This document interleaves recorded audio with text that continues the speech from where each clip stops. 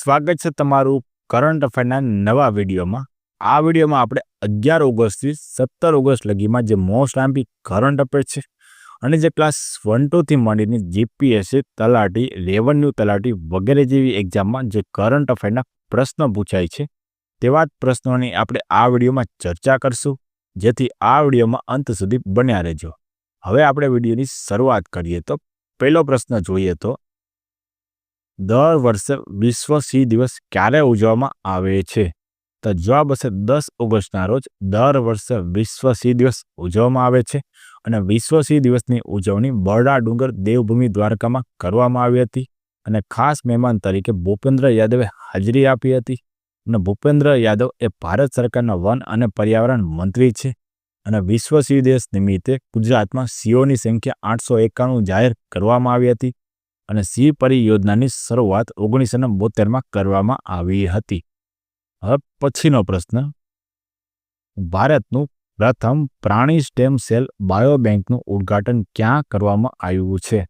તો જવાબ આવશે હૈદરાબાદ ખાતે તેનું ઉદ્ઘાટન કરવામાં આવ્યું હતું અને national institute of animal biotechnology NIAB સંસ્થામાં કરવામાં આવશે અને તેમાં વિવિધ પ્રાણીઓના સ્ટેમ સેલનો સંગ્રહ કરવામાં આવશે અને તેના ઉપર રિસર્ચ કરવામાં આવશે.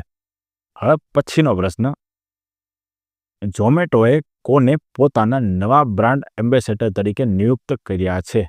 તો જવાબ હશે શાહરૂખ ખાનને ઝોમેટોએ પોતાના નવા બ્રાન્ડ એમ્બેસેડર તરીકે નિયુક્ત કર્યા છે. હવે પછીનો પ્રશ્ન, તાજેતરમાં માલગાડી રુદ્રાસનું સફળતાપૂર્વક ટ્રાયલ રન હાથ ધર્યું છે તો તેની લંબાઈ કેટલી છે?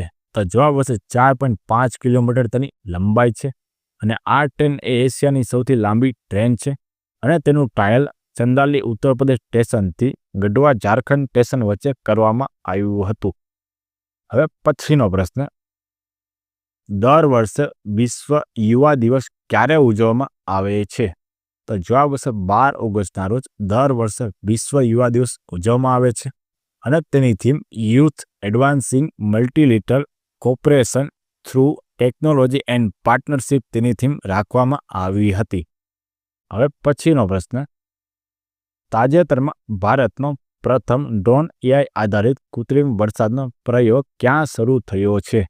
તો જવાબ હશે તે પ્રયોગ રાજસ્થાનમાં શરૂ કરવામાં આવ્યો છે અને રાજસ્થાનના જયપુરમાં રામગઢ ડેમ છે તેના ઉપર આ પ્રોજેક્ટ હાથ ધરવામાં આવ્યો છે અને આ પહેલ ભારત US સ્થિત ટેકનોલોજી કંપની જેનેક્સ AI અને રાજસ્થાન સરકાર વચ્ચે સંયુક્ત પ્રયાસ હતો. હવે પછીનો પ્રશ્ન, ભારત સરકારે મેરિટ યોજનાને મંજૂરી આપી છે તો આ યોજના માટે કેટલું બજેટ નક્કી કરવામાં આવ્યું હતું? તો જવાબ હશે 4200 કરોડ રૂપિયા આ બજેટ નક્કી કરવામાં આવ્યું છે અને આ યોજનાનો ઉદ્દેશ ભારતમાં ટેકનિકલ શિક્ષણ અને કૌશલ્ય વિકાસને પ્રોત્સાહન આપવાનો છે અને આ યોજનામાં 7.5 લાખ વિદ્યાર્થીઓને લાભ મળશે.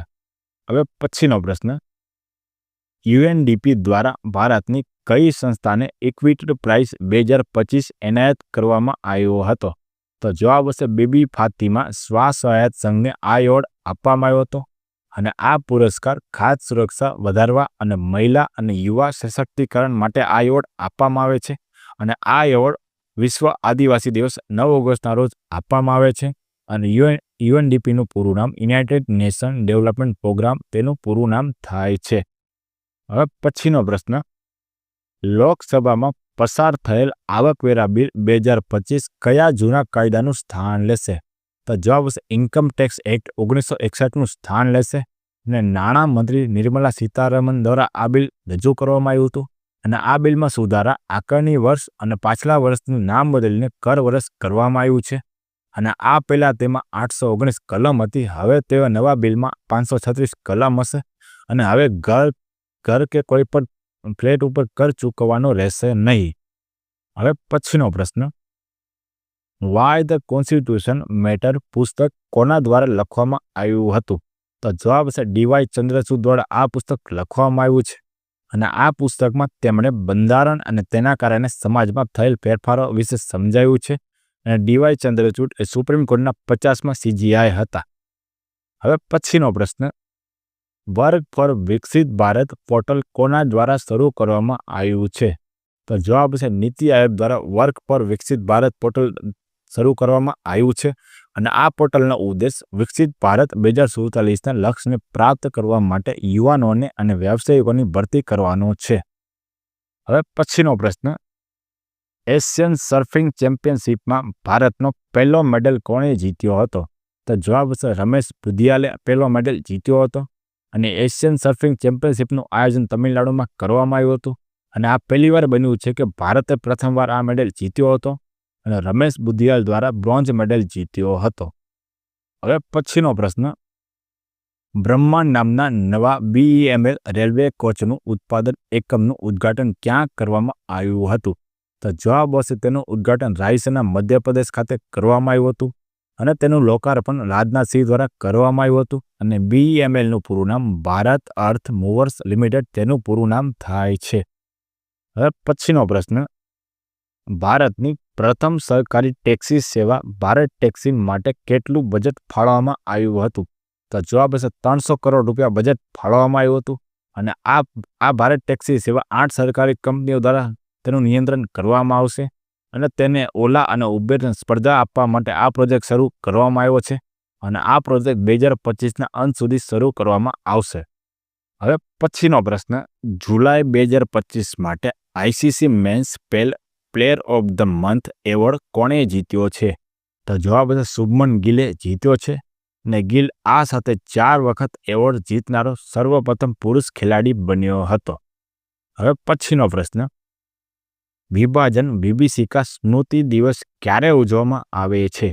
તો જવાબ છે 14 ઓગસ્ટના રોજ વિભાજન વિભીષિકા સ્મૃતિ દિવસ ઉજવવામાં આવે છે અને આઝાદી બાદ ભારતનું વિભાજન થયું હતું અને પાકિસ્તાન અસ્તિત્વમાં આવ્યું હતું અને સંઘર્ષ અને બલિદાનની યાદમાં આ દિવસ ઉજવવામાં આવે છે. હવે પછીનો પ્રશ્ન, લોકસભામાં પસાર થયેલ ભારતીય પોર્ટ બિલ 2025 એ કયા કાયદાનું સ્થાન લીધું હતું? તો જવાબ હશે ભારતીય પોર્ટ એક્ટ 1908નું સ્થાન લીધું હતું અને આ બિલમાં બંદરોના સારા સંચાલન અને ભારતીય બંદરોને આંતરરાષ્ટ્રીય ધોરણો પર લાવવા માટે આ નવું બિલ રજૂ કરવામાં આવ્યું હતું અને રાજ્યોમાં સ્ટેટ મેરીટાઈમ બોર્ડની સ્થાપના કરવામાં આવશે. હવે પછીનો પ્રશ્ન, ઓડિશા દ્વારા ઓડિશાના હેન્ડલૂમ માટે બ્રાન્ડ એમ્બેસેડર તરીકે કોની નિમણૂક કરવામાં આવી હતી? તો જવાબ હશે માધુરી દીક્ષિતની નિમણૂક કરવામાં આવી હતી. હવે પછીનો પ્રશ્ન, દર વર્ષે વિશ્વ અંગદાન દિવસ ક્યારે ઉજવવામાં આવે છે? તો જવાબ હશે 13 ઓગસ્ટના રોજ દર વર્ષે વિશ્વ અંગદાન દિવસ ઉજવવામાં આવે છે અને તેની થીમ આન્સરિંગ ધ સેલ તેની થીમ રાખવામાં આવી હતી. હવે પછીનો પ્રશ્ન, ભારતે 2025માં કેટલામાં સ્વતંત્રતા દિવસની ઉજવણી કરી હતી?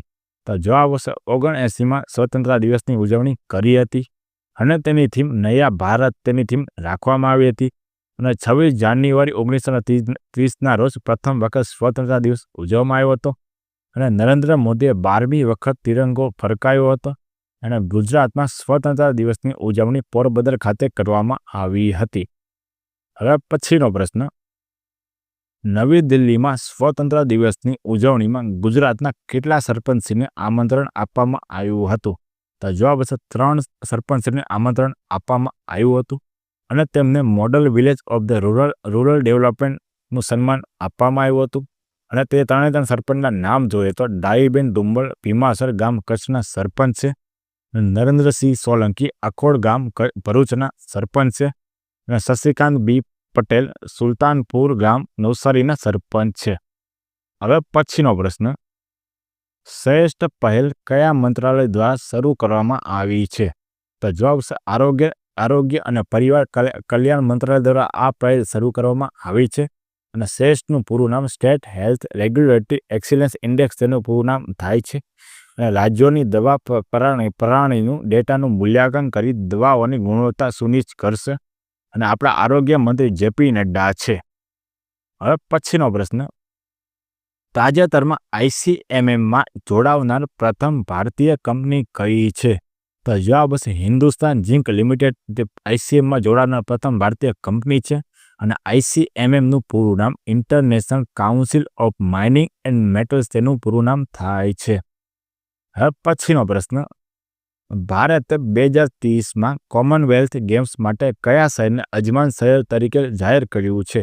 તો જવાબ હશે અમદાવાદને અજમાન શહેર તરીકે જાહેર કર્યું છે. અને કોમનવેલ્થ ગેમ્સ 2026નું આયોજન ગ્લાસગો સ્કોટલેન્ડમાં કરવામાં આવશે. અને ભારતમાં પહેલીવાર કોમનવેલ્થ ગેમ્સનું આયોજન 2010માં ન્યૂ દિલ્હી ખાતે કરવામાં આવ્યું હતું. હવે પછીનો પ્રશ્ન, 15 ઓગસ્ટ 2025ના રોજ ઈસરોએ કેટલામો સ્થાપના દિવસ ઉજવ્યો હતો? તો જવાબ છે 56મો સ્થાપના દિવસ ઉજવ્યો હતો. અને ઈસરોની સ્થાપના 15 ઓગસ્ટ 1969માં થઈ હતી. અને ઈસરોના પ્રથમ અધ્યક્ષ વિક્રમ સારાભાઈ પટેલ હતા. અને હાલના અધ્યક્ષ વી નારાયણ છે. હવે પછીનો પ્રશ્ન, 2025ના સ્વતંત્ર દિવસના ભાષણમાં પીએમ મોદીએ કઈ મોટી યુવા કેન્દ્રિત યોજનાની જાહેરાત કરી હતી? તો જવાબ છે પીએમ વિકસિત ભારત રોજગાર યોજનાની જાહેરાત કરી હતી.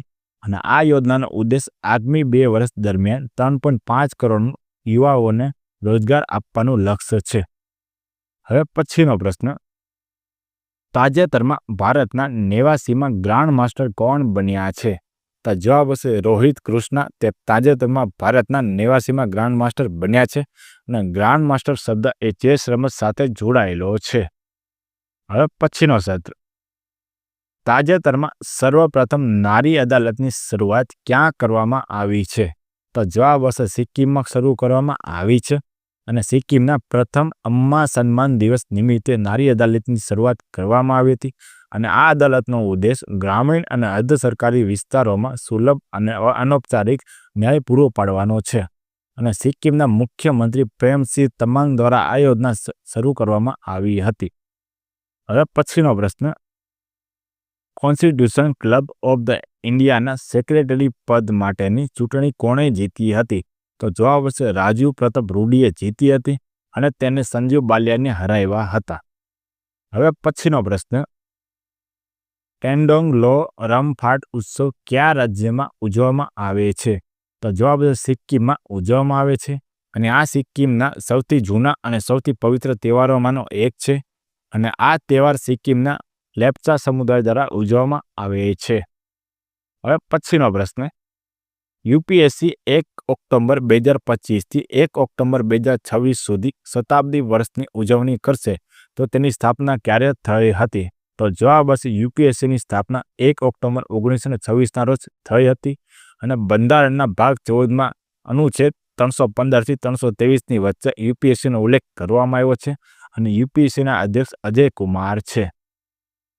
હવે પછીનો પ્રશ્ન, જો મિત્રો તમને આ વિડીયો પસંદ આવ્યો હોય તો વિડીયોને લાઇક, ચેનલને સબસ્ક્રાઇબ અને કોમેન્ટ બોક્સમાં કોમેન્ટ કરીને જરૂરથી જણાવજો. જય હિન્દ.